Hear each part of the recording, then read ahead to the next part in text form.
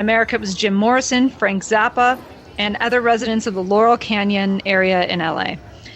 He has a quote here from Frank Zappa. "There's this guy from the CIA and he's creeping around Laurel Canyon."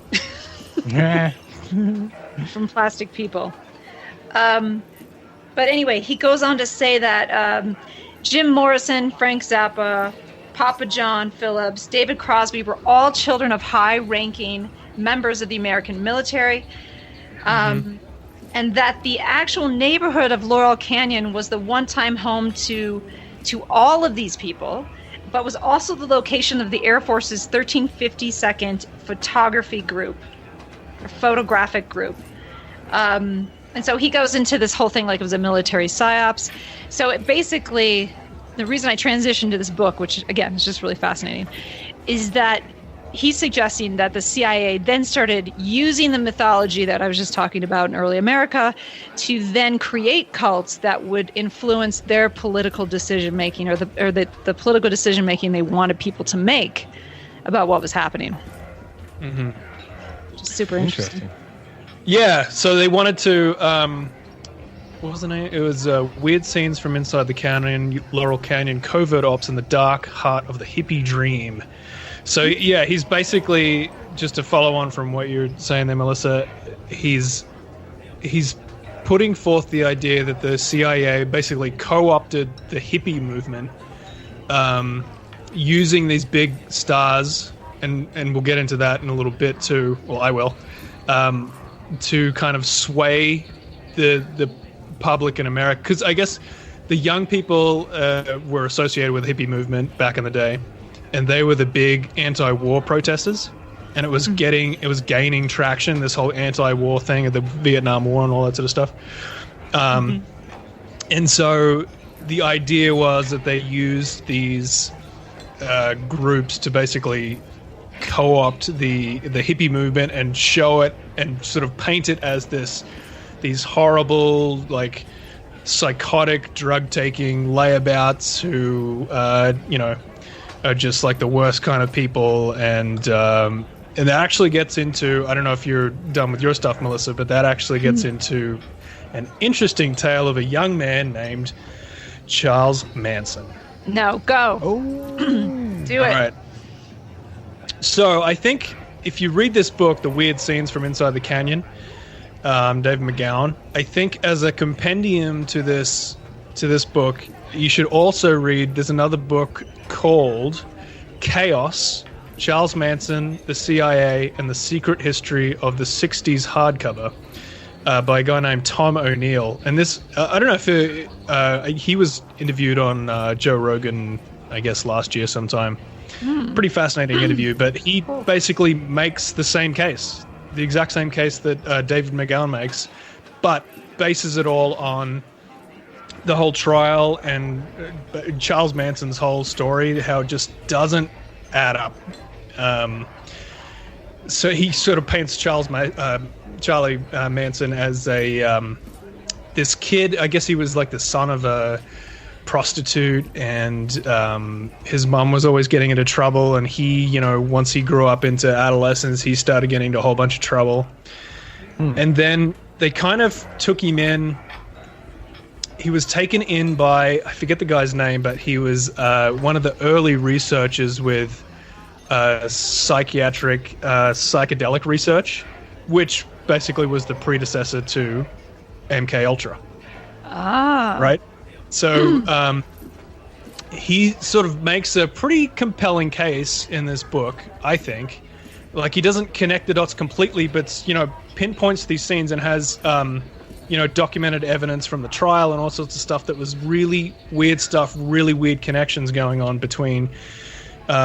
Charles Manson seemed to have a handler who he would get into lots of trouble, like federal crimes, and then they would just kind of let him off.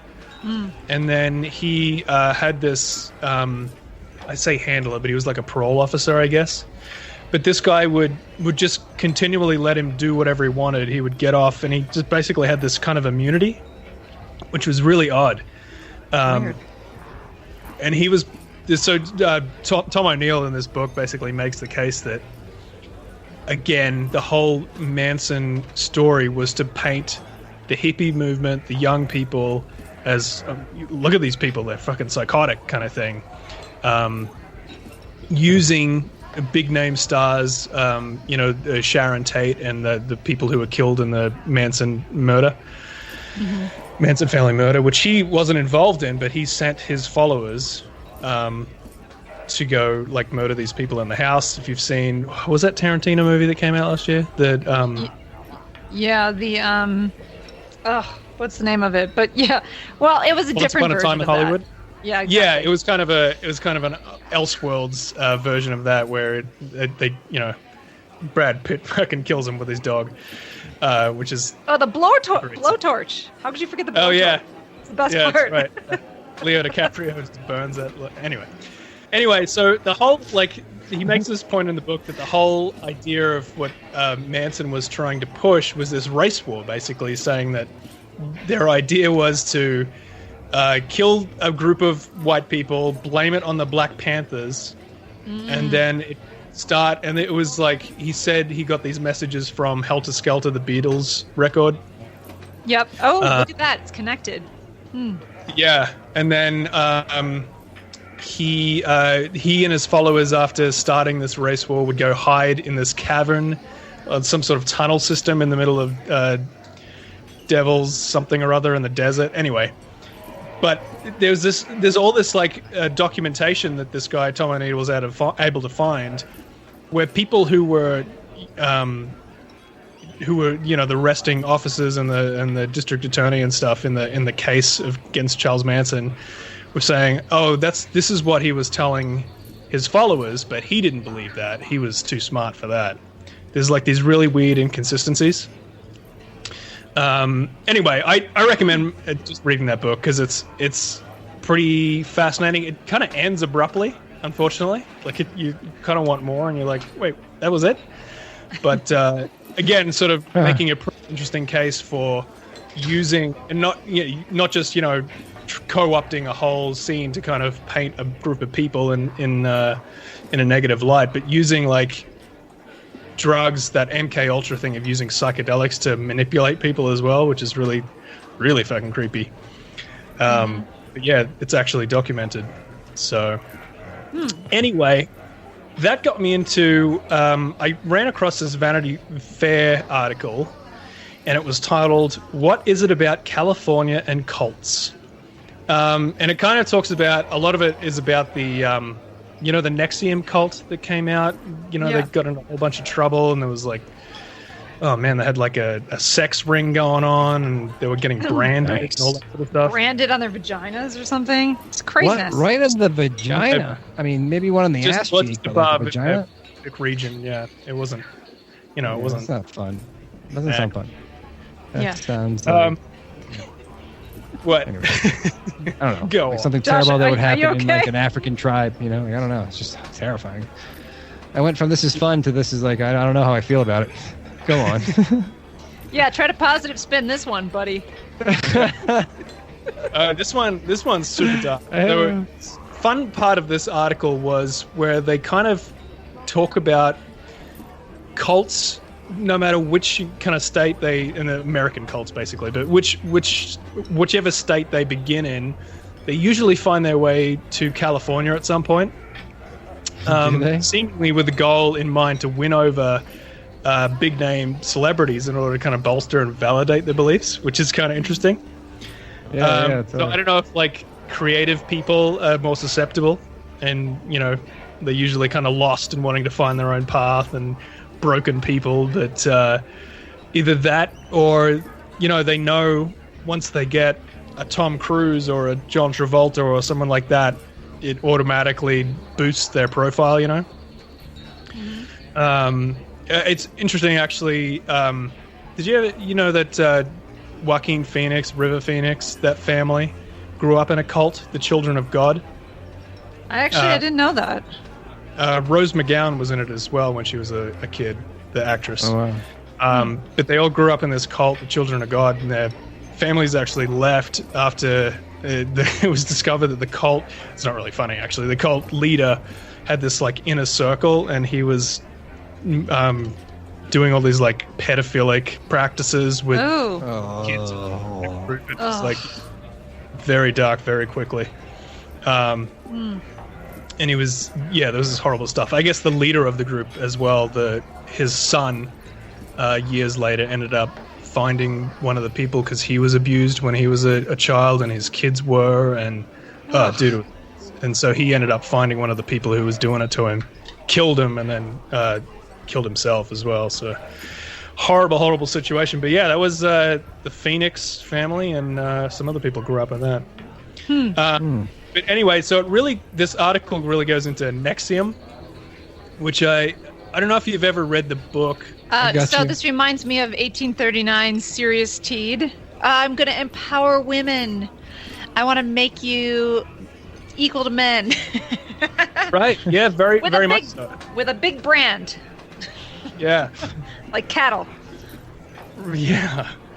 So there's this book it's by the actress Catherine Oxenberg, and it's called Captive, and I thoroughly recommend this book. It's really amazing book where she talks about how she and her daughter started going to this Nexium cult.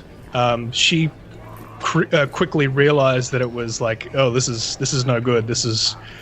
I don't agree with this at all. But her daughter, India Oxenberg, actually got kind of sucked into this whole thing and ended up being like a part of it, and was part of this whole like inner circle sex group. It's really weird that the article kind of talks about how a lot of cult leaders, like you were saying, Melissa, they start off in this kind of mostly altruistic role, as a church leader helping others, and then eventually power goes to their head and they start like branching out into all sorts of insanity. But this guy Keith Raniere, he just seemed like he was always a predator. So he began in these like multi-level marketing, shady businesses, and he was involved in like, I guess he was a tutor at one stage, and the young girls he was tutoring, he was abusing them, and it just all like horrible things. Like it always ends in like sex and horrible manipulation of women in general. It happens a lot in these cults, unfortunately, which is really dark. But this guy, he's this horrible, like troll-looking little man with long hair. I don't know if you've ever seen pictures of him before, but somehow he was able to manipulate this huge following of people who he convinced them that he was like, his IQ was off the charts. He was in the Guinness World Records for some crazy shit. For being an asshole. Biggest asshole. Guinness World Records. He was able to convince them that the Dalai Lama was like coming to him for advice and all sorts of like just insane shit that he would tell his followers, and they just lapped it up. I think I met this guy in Venice Beach, but go ahead. Oh, yeah? It just sounds like somebody that I met who was like, I'm really spiritual. And he had like Russian prostitutes staying at his house. It was like so gross. Okay, go on. Oh, that sounds like this dude. But anyway, he was just, there's like scenes in the book where she paints, apparently he was like a huge volleyball fan as well for whatever reason. And he would have these huge volleyball tournaments where he would make the rules and stuff. But he, like after the game, everyone would like stand and cheer for him, and it had this lineup of girls he would make out with one at a time as he was like coming off the volleyball court, and it was just my God. Wow. Yeah. Wow. So this was the one where I don't know if you ever watched Smallville back in the day. But, yeah, dude, he had some game. But this Allison Mack was the person who kind of ran it with him, and she helped sort of start these sex slave cults they had going. And this is where they were bringing girls, young women into the group, and they would coerce them to give them, I think a lot of cults do this as well, to give them basically dirt on themselves, either like nude pictures of themselves, or they would admit wrongdoings and stuff, so they had basically dirt on people so they wouldn't talk. And they would threaten that, if you can't tell anyone about this is our sacred practice, and if any of this gets out, we're going to release all this horrible information on you. So they would like just have these people just locked in this mindset, and the